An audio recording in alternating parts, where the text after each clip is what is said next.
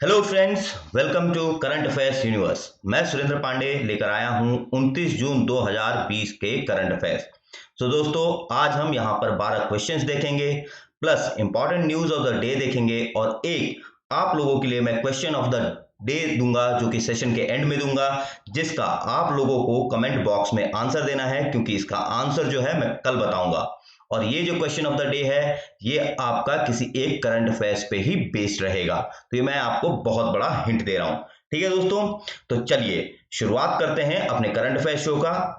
But उससे पहले आप लोगों ने अभी तक मेरे चैनल को सब्सक्राइब नहीं किया है तो जरूर से जरूर सब्सक्राइब कर दें। मेरा वीडियो पसंद आए तो जरूर लाइक करें, जिससे कि मैं और मोटिवेट होऊंगा आप लोगों को अच्छे से अच्छा वीडियो बना के देने के लिए। और प्लस बेल आइकन को जरूर दबाएं, जिससे कि रोजाना आपको 6 बजे शाम को हमारा करंट अफेयर्स डेफिनेटली मिल सके और करंट अफेयर्स आपका मिस ना हो और आपकी तैयारी भी चलती रहे। ठीक है, तो चलिए शुरुआत करते हैं अपने करंट अफेयर्स शो का।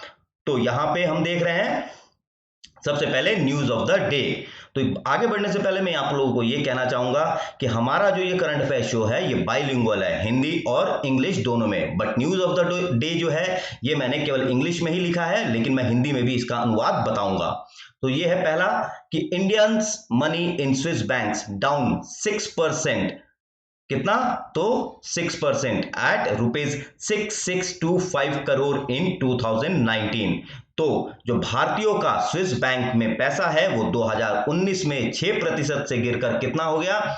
6,625 करोड़ रुपए। और ये बहुत ही वेलकम न्यूज है हमारी ब्लैक मनी में फाइट के लिए। और मैं आपको यहां पे और एक चीज बताना चाहूंगा कि ऐसा जो है स्विस बैंक ने इंफॉर्मेशन दिया है, और ये इंफॉर्मेशन जो है हमने जो स्विस गवर्नमेंट के साथ यानी इंडियन गवर्नमेंट ने जो स्विस गवर्नमेंट के साथ automatic exchange of information on tax matters जो साइन किया था 2018 में, उसके अंतर्गत जो है स्विस बैंक ने ये इंफॉर्मेशन दी है। ठीक है, दूसरा है $12.5 trillion cumulative loss for world economy in 2020 and 2021। तो क्या है यहां पे? ये आईएमएफ यानी कि आपका अंतरराष्ट्रीय मुद्रा कोष, इंटरनेशनल मॉनेटरी फंड, जो कि वॉशिंगटन में बेस्ड है, तो उसके अनुमान के हिसाब से 2020 और 21 में अंतरराष्ट्रीय अर्थव्यवस्था को, वैश्विक अर्थव्यवस्था को जो है लगभग 12.5 ट्रिलियन का जो है क्यूमुलेटिव लॉस होगा। और ये क्यों? ये कोरोना वायरस इंपैक्ट है। ठीक है, तीसरा, deadline for filing 2019-20 IT returns. 2019-20 का आईटी जो रिटर्न है यानी इनकम टैक्स रिटर्न, ये जो है केंद्र सरकार ने नवंबर 30 तक बढ़ा दिया है। पहले जो है ये जून 30 तक बढ़ाया गया था, अब ये एक्सटेंड करके नवंबर 30 तक कर दिया गया है। चौथा, global corona virus case cross 1 crore mark and death 5 lakh. पूरे विश्व भर में जो कोरोना वायरस के केसेस हैं ये 1 करोड़ मार्क को पार कर चुके हैं, और प्लस जो मौतें हैं ये 5 लाख हो चुकी हैं। हमारा पांचवा है fourth phase of Vande Bharat mission to commence from 3 July. तो जैसा कि आप सबको पता है, वंदे भारत मिशन के तहत जो भी भारतीय कोरोना वायरस की चपेट में आए देश में फंसे हुए हैं उनको वहां से निकालने का एक प्रोग्राम है, और ये वर्ल्ड का लार्जेस्ट रीपैट्रिएशन प्रोग्राम है, जिसका फोर्थ फेज कब से चालू होगा? 3 जुलाई से। हमारा छठा है CSIR national chemical laboratory Pune.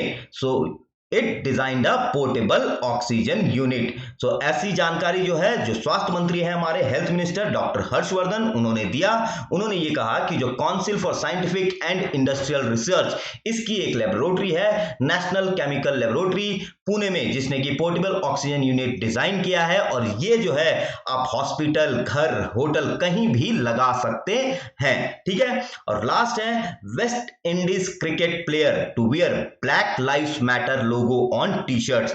Waste Indies के जो क्रिकेट प्लेयर हैं जो कि इंग्लैंड में गए हैं इंग्लैंड के अगेंस्ट क्रिकेट खेलने के लिए, तो वो अपने टी शर्ट्स पे किसका लोगो लगाएंगे? Black lives matter. और ऐसा क्यों? क्योंकि वो जो है जो यूएस में रंग भेद को लेकर जो राइट्स हुए हैं और जिसकी जो आग है वो पूरे विश्व में लगभग फैली है, तो उसके सपोर्ट में वो लोग ये लोगो पहनेंगे टी शर्ट्स पे, क्या चीज, ब्लैक लाइव्स मैटर। ठीक है, तो चलिए अब शुरुआत करते हैं अपने करंट अफेयर क्वेश्चंस की। आगे बढ़ने से पहले दोस्तों मैं ये आप लोगों को कहना चाहूंगा कि कुछ मेरे मित्र हैं, उन्होंने कहा कि आप जो है सारे ऑप्शंस को एक्सप्लेन कीजिए। तो दोस्तों मैं आज से सारे ऑप्शंस एक्सप्लेन करूंगा जहां पे भी जरूरत होगी। ठीक है, तो उसके लिए आप बिल्कुल भी बेफिक्र रहें। तो पहला क्वेश्चन है कि 2020-21 में कब, 2020-21 में भारत के किस राज्य में प्रति व्यक्ति आय में सबसे बड़ी गिरावट देखने को मिलेगी? So which Indian state will see biggest decline in per capita income in 2021? So your options are A Maharashtra, B Delhi, C Gujarat and D Chandigarh. तो इसका करेक्ट ऑप्शन है दिल्ली। तो दिल्ली में जो है लगभग 15% से पर कैपिटा इनकम 2021 में डिक्लाइन होगी और सबसे बड़ा रीजन है कोरोना वायरस। ठीक है, और दिल्ली के बाद फिर जो सेकंड नंबर है वो है आपका चंडीगढ़ का, और थर्ड नंबर किसका है? थर्ड नंबर है आपका गुजरात का। अब चूंकि ये 4 स्टेट्स हैं तो इनकी बात हुई है, तो मैं यहाँ पे संक्षिप्त में यहाँ की कैपिटल, यहाँ की मुख्यमंत्री और गवर्नर के बारे में भी बात करूंगा। हालांकि मैं लिखूंगा नहीं क्योंकि मेरे पास जो है अभी डिजिटल पेन की सुविधा नहीं है, जब होगी तो मैं आप लोगों को लिख के भी यहाँ पे दिखा दूंगा। तो इसीलिए मैं आप लोगों से दरख्वास्त करता हूं कि आप लोग बड़े ध्यान से सुनिएगा। ठीक है, महाराष्ट्र, तो महाराष्ट्र के जो मुख्यमंत्री हैं वो हैं उद्धव ठाकरे, और जो गवर्नर है वो है भगत सिंह कोश्यारी, और कैपिटल आपको सबको पता है, फाइनेंशियल कैपिटल है मुंबई। सो दिल्ली के जो मुख्यमंत्री हैं ये कौन है? ये हैं आपके अरविंद केजरीवाल, और जो लेफ्टिनेंट गवर्नर हैं ये हैं आपके अनिल बैजल। गुजरात की अगर बात करें तो यहां की जो कैपिटल है यह है गांधीनगर, और यहां के जो मुख्यमंत्री हैं विजय रूपाणी हैं, और यहां के जो गवर्नर हैं उनका नाम है व्रत, आचार्य व्रत। ठीक है, लास्ट है आपका चंडीगढ़। चंडीगढ़ जो है ये एक यूनियन टेरिटरी है। ठीक है दोस्तों, तो चलिए अब बढ़ते हैं सेकंड क्वेश्चन की ओर। हमारा सेकंड क्वेश्चन है, किस भारतीय दवा कंपनी में यूएस आधारित कार्लाइल ने 20% हिस्सेदारी खरीदी? So in which Indian pharmaceutical company did US based Carlyle bought 20% stake? So US based Carlyle एक कंपनी है जिसने एक इंडियन फार्मास्यूटिकल कंपनी में 20% स्टेक खरीदा है, और ये जो स्टेक है ये कितने का है? ये लगभग जो है आपका स्टेक लगभग 3600 करोड़ का है। कितना? 3600 करोड़ का जो है, रुपए में बात कर रहा हूं। ठीक है, 3600 करोड़ रुपए का ये निवेश है। अब आपके ऑप्शंस क्या हैं? ए सिप्ला, बी हेट्रोड्रग्स, सी पिरामल फार्मा और डी सन फार्मा। तो आपका करेक्ट ऑप्शन है क्या? तो सी पिरामल फार्मा। क्या है आपका? पिरामल फार्मा, और इसके जो चेयरमैन है वो है अजय पिरामल, और इसका हेडक्वार्टर है मुंबई में। और अगर बात करें हेट्रोड्रग्स, ये भी न्यूज में थी हेट्रोड्रग्स, क्योंकि हेट्रोड्रग्स जो है ये जो है रेमडेसिविर का जेनेरिक जो है ड्रग बनाएगी जिसका नाम होगा कोविफोर। और अगर आपको कोविफोर के बारे में जानना है तो मैंने कल यानी 28 जून को प्रकाशित करंट अफेयर्स वीडियो में इसके बारे में लिखा है। तो ये जो हेट्रोड्रग्स कंपनी है ये जेनेरिक कोविफोर बनाएगी जो कि कोरोना वायरस के इलाज में काफी कारगर साबित होगी, और ये किसका जेनेरिक है? ये रेमडेसिविर का जेनेरिक है। ठीक है, चलिए अब बढ़ते हैं थर्ड क्वेश्चन की ओर। हमारा तीसरा क्वेश्चन है कि किस राज्य में चेज द वायरस अभियान लागू किया जा रहा है? So in which state chase the virus campaign is being implemented? So आपके ऑप्शन है A Delhi, B Tamil Nadu, C Gujarat और D Maharashtra.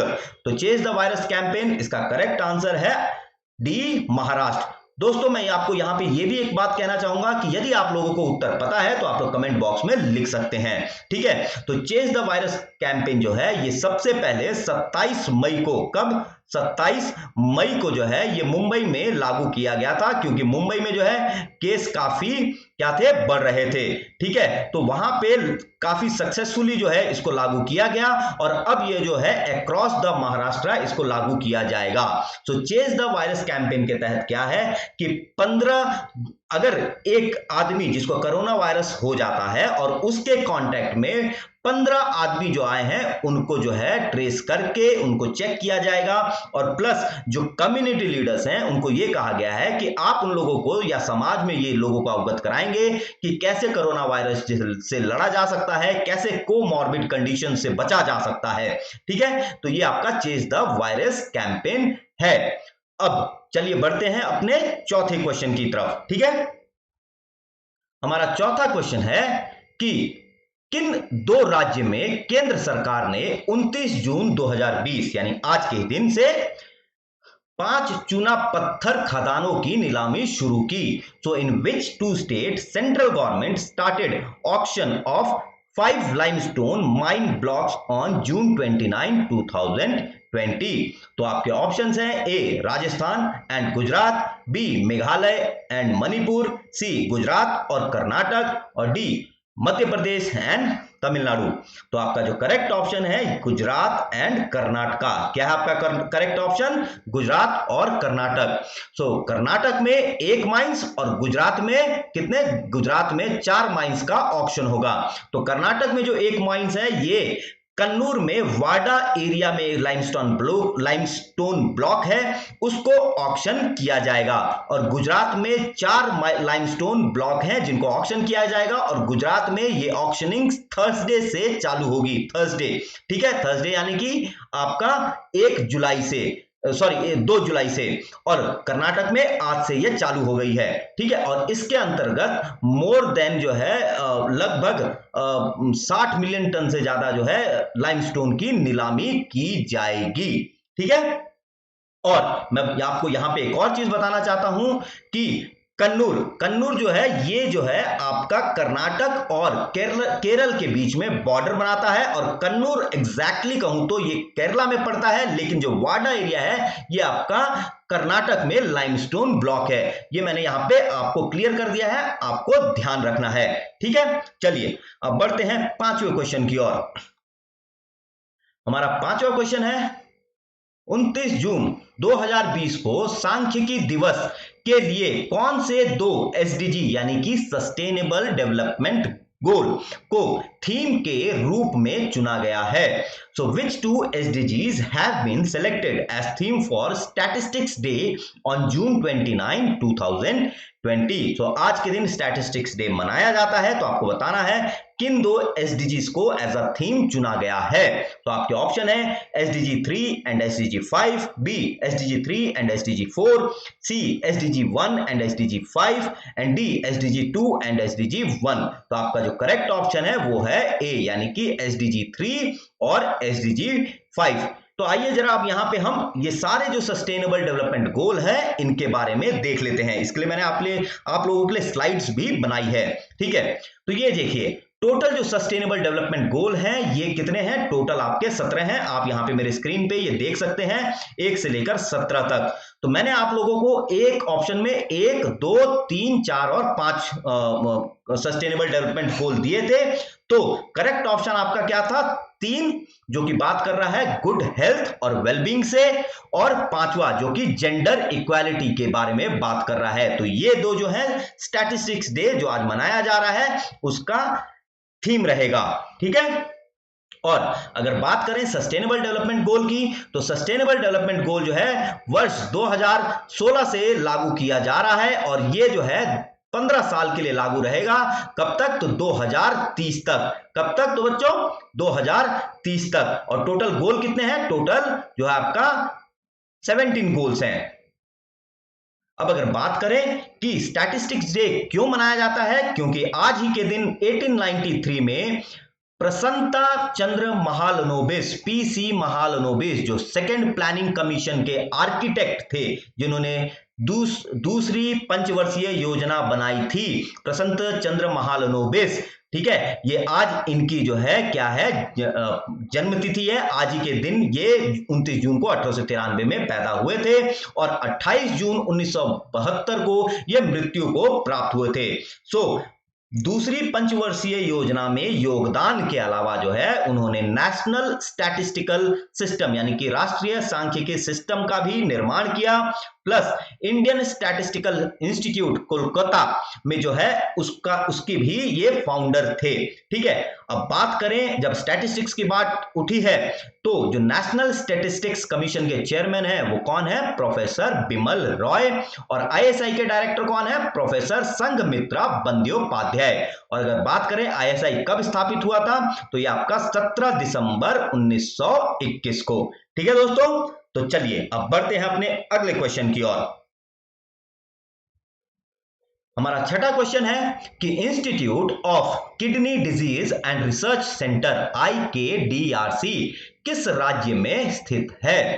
So in which state is the institute of kidney disease and research centre IKDRC located? So आपके option है A Kerala, B Telangana, C Uttar Pradesh और D Gujarat. तो आपका जो correct option है ये है आपका गुजरात। और गुजरात में भी कहां पे सॉरी एक्सक्यूज मी, गुजरात में भी ये अहमदाबाद में स्थित है। और ये क्यों न्यूज में है? क्योंकि इसने जो है 10,000 लीटर के जो है एक oxygen containing, liquid oxygen containing जो है टैंकी बनाई है, जो कि हॉस्पिटल के ऊपर लगाई जाएगी। और अब वेंटिलेटर की सपोर्ट की जगह ऑक्सीजन जो है इसी से वेंटिलेटर में सप्लाई होके पेशेंट्स को दिया जाएगा।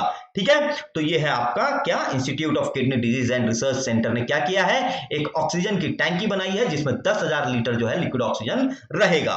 ठीक है, चलिए अब बढ़ते हैं अपने 7वें क्वेश्चन की ओर। हमारा 7वां क्वेश्चन है कि किसने आईसीसी क्रिकेट समिति की अध्यक्षता की जिसने लार पर अंतरिम प्रतिबंध लगाने की सिफारिश की? So who chaired the ICC cricket committee that recommended interim ban on saliva? So आपके ऑप्शन है A Rahul Dravid, B Sourav Ganguly, C Anil Kumble and D Sachin Tendulkar. तो इसमें जो करेक्ट ऑप्शन है आपका है सी, यानी कि अनिल कुंबले। कौन? तो अनिल कुंबले। ठीक है, सो अनिल कुंबले की अध्यक्षता में आईसीसी क्रिकेट कमेटी ने इंटरिम बैन लगाया है किस पे? सलाइवा में। तो ऐसा क्यों किया है? एक्चुअली में दोस्तों ऐसा इसलिए किया है क्योंकि कोरोना वायरस में जो है जो थूक से भी फैलता है, तो अगर बॉल पे जो थूक लगाया जाएगा, क्योंकि बॉलर्स जो है जनरली अपना थूक या लार लगाते हैं, सॉरी आई मीन टू से लार, जो लार लगाते हैं जिससे कि बॉल में शाइन होती है और बॉल स्पिन होता है। ठीक है, लेकिन अब जो है वो ऐसा नहीं कर पाएंगे क्योंकि जो आईसीसी क्रिकेट कमेटी है इसने सलाइवा पे इंटरिम बैन लगाया है। आपको याद रखना है क्या, इंटरिम बैन, ये परमानेंट बैन नहीं है। कोरोना वायरस केसेस खत्म होंगे तो ये जो है बैन हट जाएगा। इसके अलावा आईसीसी क्रिकेट कमेटी ने और 4 निर्णय लिए हैं कोरोना वायरस के को देखते हुए। तो ये क्या है? पहला है आपका कि अब किसी मैच में, टेस्ट मैच में अगर किसी प्लेयर को कोरोना वायरस के सिम्टम हैं तो उस प्लेयर को सब्स्टिट्यूट किया जाएगा। और ये आपको याद रखना है ओडीआईज और T20 के लिए लागू नहीं है, ये केवल टेस्ट मैच के लिए ये रूल होगा। ठीक है, फिर टीम्स को एक एडिशनल DRS कॉल यानी कि डिसीजन रिव्यू सिस्टम जो है मिलेगा। और ऐसा क्यों? क्योंकि बाइलैटरल सीरीज में जो है घरेलू अंपायर्स ही रहेंगे। उसके मद्देनजर यह डिसाइड किया गया है कि टीम्स को अब एडिशनल DRS जो है मिलेगा। ठीक है, एक एक्स्ट्रा। चौथा है री introduction of non neutral umpires for bilateral series. So bilateral series के लिए जो है अब नॉन न्यूट्रल अंपायर्स जो हैं आपका बुलाए जाएंगे। और लास्टली जो है प्लेयर्स के जर्सी पे 32 इंच का एडिशनल लोगो जो है परमिट किया जाएगा, 32 इंच का लोगो। ऐसा क्यों? क्योंकि मैक्सिमम जो क्रिकेट बोर्ड्स हैं हर एक कंट्री की, वो जो है उनकी जो फाइनेंशियल कंडीशन है वो काफी खराब चल रही है, तो उसको देखते हुए 32 इंच का जो है एडिशनल लोगो जो है ये इस्तेमाल किया जाएगा। और ये लोगो जो है इससे पैसे जनरेट होंगे। अब अगर बात करें आईसीसी के बारे में, तो आईसीसी जो है ये 15 जून 1909 में इसकी स्थापना हुई थी। इसके चेयरपर्सन शशांक मनोहर हैं और सीईओ हैं मनून सावने। ठीक है, मानून सावने। और आप ये देख सकते हैं ये रहे अनिल कुंबले, जो कि भारत के अग्रणीय लेग स्पिनर थे। और इन्होंने जो है काफी जो है नाम कमाया था, क्योंकि इन्हीं के नाम पे रिकॉर्ड है एक टेस्ट मैच में 10 विकेट लेने के लिए। और इन्होंने ये कारनामा पाकिस्तान के खिलाफ खेलते हुए किया था। ठीक है, चलिए अब बढ़ते हैं अगले क्वेश्चन की ओर। हमारा 8वां क्वेश्चन है कि किस टीम ने 30 साल के अंतराल के बाद इंग्लिश प्रीमियर लीग का खिताब जीता? So which team won the English Premier League title after a gap of 30 years? आपके ऑप्शन है A Manchester City, B Liverpool, C Chelsea और डी इनमें से कोई नहीं। सो आपका जो करेक्ट ऑप्शन है वो है लिवरपूल। क्या है आपका करेक्ट ऑप्शन? वो है लिवरपूल। ठीक है दोस्तों, तो ये इंग्लिश प्रीमियर लीग जो है ये एक बहुत ही मतलब कि रिनोन्ड लीग है फुटबॉल की, और ये जो है आपका जो इंग्लैंड में है ये खेला जाता है। इसके अलावा जो है जो रिनोन्ड या फेमस लीग्स हैं फुटबॉल के, वो है आपका बुंडेसलीगा जो कि जर्मनी में है, और आपका ला लीगा जो कि स्पेन की फुटबॉल क्लब्स खेलती हैं। ठीक है, और ये इंग्लिश प्रीमियर लीग की तर्ज पे इंडियन प्रीमियर लीग का भी सृजन हुआ था 2008 में। ठीक है, चलिए बढ़ते हैं 9वें क्वेश्चन की ओर। हमारा 9वां क्वेश्चन है कि किस देश में लवरे संग्रहालय स्थित है? So in which state Louvre museum is located? A Belgium, B Germany, C Italy और डी फ्रांस। तो आपका जो करेक्ट ऑप्शन है ये है आपका कहां? तो फ्रांस में। कहां है ये? आपका फ्रांस में। और ये मैंने सवाल इसलिए पूछा है क्योंकि जो लवरे म्यूजियम जो 4 महीने से बंद था उसे जो है इसे खोलने का फ्रांस की सरकार ने निर्णय ले लिया है, और ये इसलिए इंपॉर्टेंट है क्योंकि यहां पे मोनालिसा, जो कि सब जानते हैं मोनालिसा की पेंटिंग के बारे में, वो इसी म्यूजियम में है। ठीक है, लेकिन इसमें सबसे बड़ी बात क्या है कि लोरे म्यूजियम तो खुला है लेकिन मोनालिसा का जो पेंटिंग है वो जो है दिखाया नहीं जाएगा। ये एक इसमें सबसे बड़ा पेच है। ठीक है, अब जब 4 कंट्री की बात हुई है तो चारों कंट्री के कैपिटल, प्रेसिडेंट ये हम देख लेते हैं। तो यहां पे आप देख सकते हैं कि ये पूरा यूरोप है, तो यूरोप की ये रही कंट्री फ्रांस जिसका कैपिटल क्या है? पेरिस। बेल्जियम फ्रांस के ऊपर है जिसकी कैपिटल है ब्रसेल्स, और ब्रसेल्स इसकी कैपिटल है बेल्जियम की, और यहीं पे आपका यूरोपियन यूनियन का हेडक्वार्टर भी है। इसके अलावा जो है जर्मनी की जो कैपिटल है ये है आपका बर्लिन, और लास्टली जो है हमने ऑप्शन जो दिया है कौन? तो इटली हमने ऑप्शन दिया है जिसकी कैपिटल है रोम। अब जरा यहां पे प्रेसिडेंट वगैरह की बात कर लें तो बेल्जियम के प्रेसिडेंट है सोफी विल्मेस, जर्मनी की चांसलर है एंजेला मर्कल, और प्रेसिडेंट है फ्रैंक वॉल्टर स्टेमर। इटली के प्रेसिडेंट है सर्जियो मैटेरेला, और प्राइम मिनिस्टर है जिस्पे कॉन्टे, और फ्रांस के प्रेसिडेंट हैं इमैनुअल मैक्रोन, और प्राइम मिनिस्टर है एडवर्ड फिलिप। तो दोस्तों अगर आप लोगों को अगर लग रहा है कि मैं थोड़ा जल्दी बोल रहा हूं तो मुझे कमेंट करके बताइएगा, और यदि आप लोगों को लग रहा है कि नहीं समझ पाए हैं तो मैं जो है इसका पीडीएफ जो है डाउनलोडेबल पीडीएफ नीचे डिस्क्रिप्शन में इसका लिंक डाल दूंगा। ठीक है, चलिए अब बढ़ते हैं अपने अगले क्वेश्चन की तरफ। हमारा अगला क्वेश्चन है कि किस देश ने सरकार द्वारा संचालित जूट मिलों को बंद करने का निर्णय लिया है? So which country decided to shut down government run jute mills? आपके ऑप्शन है A Bangladesh, B China, C Thailand and D India या भारत। तो आपका जो करेक्ट ऑप्शन है वो है आपका ए बांग्लादेश। क्या है आपका करेक्ट ऑप्शन? बांग्लादेश। ठीक है, ऐसा क्यों? क्योंकि जो कोरोना वायरस के चलते जूट मिल जो है काफी नुकसान में चल रहे हैं, और वहां की सरकार ने यह निर्णय लिया कि इन जूट मिल्स को बंद कर दिया जाए। इसके तहत 25,000 वर्कर्स जो वहां काम करते थे वो बेरोजगार हो जाएंगे, और उनको जो है वॉलंटरी रिटायरमेंट स्कीम के तहत पैसे दिए जाएंगे। अब अगर बात करें कि बांग्लादेश पूरे वर्ल्ड का कितना जूट प्रोडक्शन कंट्रीब्यूट करता है, तो हम आपको बता दें कि वर्ल्ड में बांग्लादेश का 80% शेयर है। कितना? 80%। ठीक है, ये एक बहुत बड़ा चीज है। और अगर कैपिटल की बात करें तो बांग्लादेश की कैपिटल ढाका है, करेंसी यहां की टाका है, और यहां की जो प्रधानमंत्री हैं वो हैं शेख हसीना।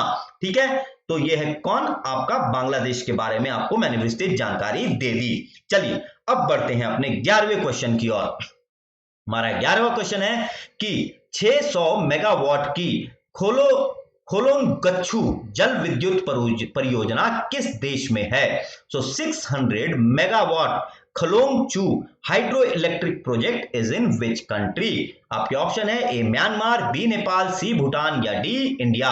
सो करेक्ट ऑप्शन है वो कहां है? आपका भूटान में, क्योंकि आज ही के दिन जो हमारे एक्सटर्नल अफेयर मिनिस्टर हैं एस जयशंकर, उन्होंने भूटान में जाकर एक एग्रीमेंट साइन किया खोलोंगचू हाइड्रो इलेक्ट्रिक प्रोजेक्ट के संबंध में। और ये जो प्रोजेक्ट है ये जॉइंट वेंचर होगा, इंडिया और भूटान मिलकर इसको बनाएंगे। और ये जो खोलोंगचू हाइड्रो इलेक्ट्रिक प्रोजेक्ट है ये आपका जो है खोलोंगचू रिवर पे बनाया जाएगा। ये रन ऑफ द रिवर आपका प्रोजेक्ट रहेगा। और इसके साथ ही भारत और भूटान के बीच में जो हाइड्रो इलेक्ट्रिक प्रोजेक्ट जो जॉइंट वेंचर है उससे जो बिजली उत्पन्न हो रही है अब तक कितनी हो जाएगी? 2100 मेगावाट प्लस 600, यानी कि टोटल जो है 2700 मेगावाट जो है भूटान के हाइड्रो इलेक्ट्रिक प्रोजेक्ट से भारत को बिजली मिलेगी। ठीक है, कितना? 2700 मेगावाट। ठीक है, मैंने यहां पे आपको दिया भी है, आप देख सकते हैं ये नेपाल, यहां पे ये रहा आपका भूटान, आप देख सकते हैं ये रहा भूटान जो कि एकदम इंडिया के ऊपर है। ठीक है, यहां पे देख सकते हैं कि ये जो प्रोजेक्ट है कब कंप्लीट होगा? ये आपका 2025 में कंप्लीट होगा। मैंने बताया था रिवर खोलोंगचू, और ये जॉइंट वेंचर है किसके किसके बीच में? इंडिया और भूटान के बीच में। सो इंडिया की ओर से सतलुज, सॉरी स्पेलिंग रॉन्ग है, सतलुज जल विद्युत निगम और जो आपका वहां की कंपनी है ड्रुक ग्रीन पावर कॉर्पोरेशन, इनके बीच में साइन हुआ है। और अभी तक जो है 4 joint venture hydro electricity project जो है ऑपरेशनल हैं। मैंने यहां पे सबका नाम लिखा है। पहले है आपका चुखा हाइड्रो इलेक्ट्रिक प्रोजेक्ट जो कि 336 मेगावाट का है। फिर आपका कुरिचू हाइड्रो इलेक्ट्रिक प्रोजेक्ट जो कि 60 मेगावाट का है। फिर आपका तला हाइड्रो इलेक्ट्रिक प्रोजेक्ट जो कि 1020 मेगावाट का है। और फिर आपका मांगदेचू हाइड्रो इलेक्ट्रिक प्रोजेक्ट जो कि 720 मेगावाट का है। ये कुल मिला के कितना हो जा रहा है? 2100 मेगावाट। और ये मांगदेचू जो हाइड्रो इलेक्ट्रिक प्रोजेक्ट है ये पिछले साल ही यानी कि अगस्त 2019 में इसका जो है उद्घाटन हुआ था। अब अगर भूटान की बात करें तो भूटान जो है आपका, कहने का मतलब क्या है कि भूटान के राष्ट्रपति कौन है? ये है लोटे शेरिंग और कैपिटल है थिम्पू। ठीक है दोस्तों, यहां पे थोड़ा स्क्रीन बड़ा हो गया है, उसके लिए मैं माफी चाहूंगा। चलिए अगले क्वेश्चन पे बढ़ते हैं।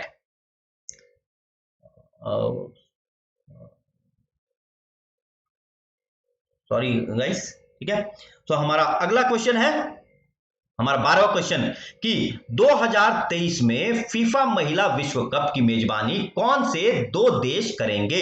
सो which 2 countries will jointly host the FIFA women's world cup in 2023? आपके ऑप्शन है A Japan and South Korea, B South Korea and North Korea, C Australia and New Zealand and D Germany and France.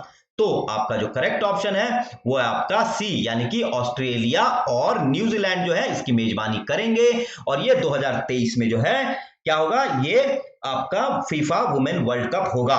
और ये जो FIFA women world cup है ये women world cup का 8वां संस्करण होगा। और अब पहली बार इस फीफा वुमेन वर्ल्ड कप में 32 नेशन पार्टिसिपेट करेंगे। कितने? 32 नेशन पार्टिसिपेट करेंगे। और जो 7वां फीफा वुमेन वर्ल्ड कप हुआ था वो आपका 2019 यानी कि पिछले साल हुआ था। और उसके जो चैंपियन है वो अमेरिका की फुटबॉल टीम है, वुमेन फुटबॉल टीम।